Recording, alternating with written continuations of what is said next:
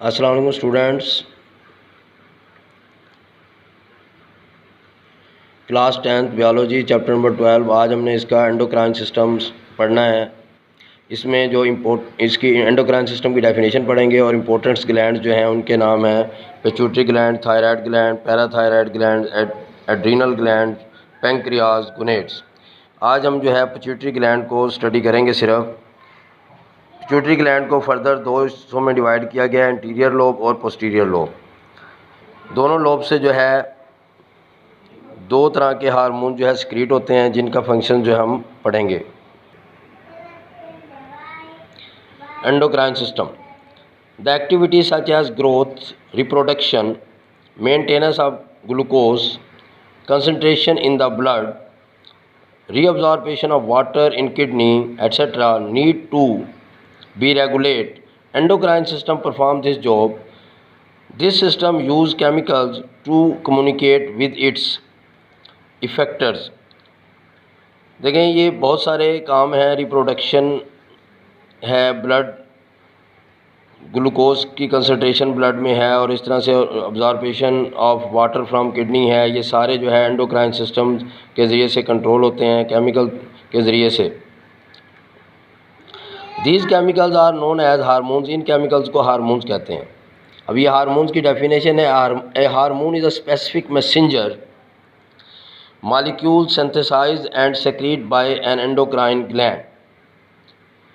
कि एक हार्मोन जो है एक ख़ास किस्म का मैसेंजर है जो कोई मॉलिक्यूल जिसे मॉलिक्यूल सिंथेसाइज करता है और ये सेक्रीट किया जाता है एंडोक्राइन ग्लैंड से। These glands are ductless. ये ग्लैंड जो है डक्टलेस हैं, यानी इनमें कोई नालियाँ नहीं हैं, ये डायरेक्ट खून में शामिल होते हैं। And release their secretions hormones directly into the blood stream. Blood carries the hormones to targeted organ और tissue upon which they act. और ब्लड जो है इसे वहाँ तक ले जाता है जहाँ इसने जाकर काम करना होता है। इंपॉर्टेंट एंडोक्राइन ग्लैंड में आज हमने पिट्यूटरी ग्लैंड को पढ़ना है। ये जो है एक लॉन्ग क्वेश्चन भी है अलहदा से।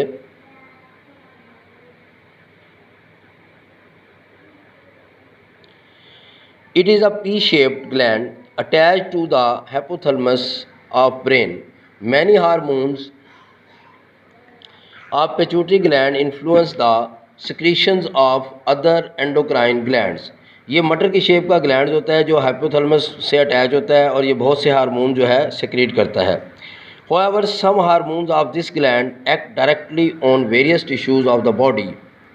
There are two lobes of pituitary gland, anterior lobe and posterior lobe.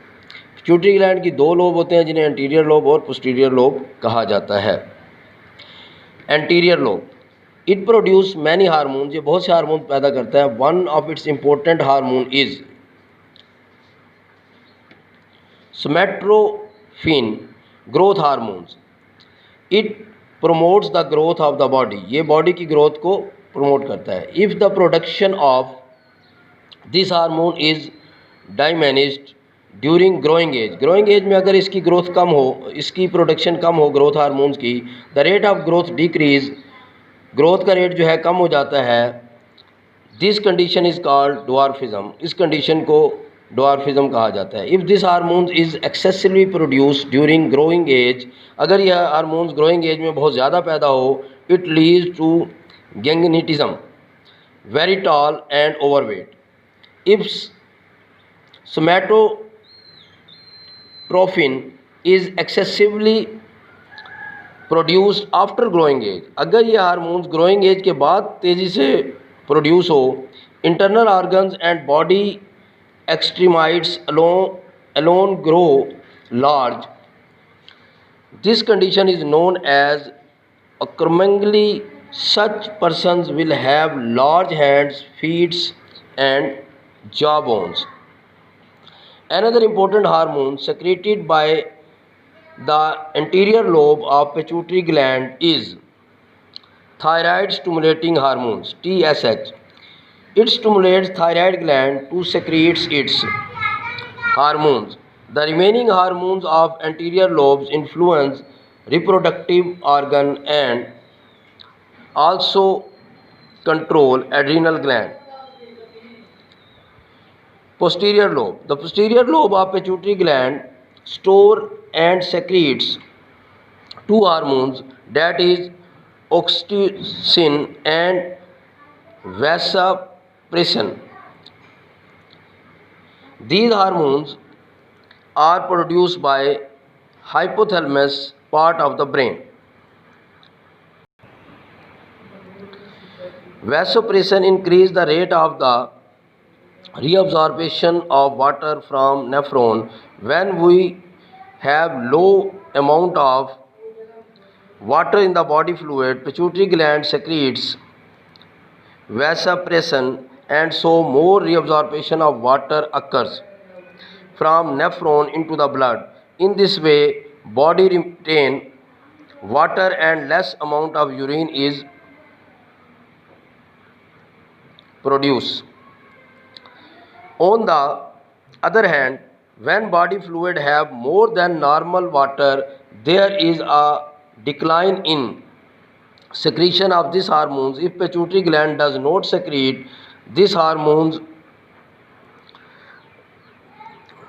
required amount, less water is reabsorbed from nephron and there is excessive loss of water through urine. This condition is known as diabetes insipidus. The hormone oxytocin stimulates the contraction of uterus walls in mothers for childbirth. Moreover, this hormone is necessary for the injection of milk from breast. बच्चे, हमारा आज का topic complete हो गया। I hope कि आपको समझ आ गया होगा। आपने इसको अच्छी तरह से याद करना है। थैंक्स अल्लाह हाफिज़।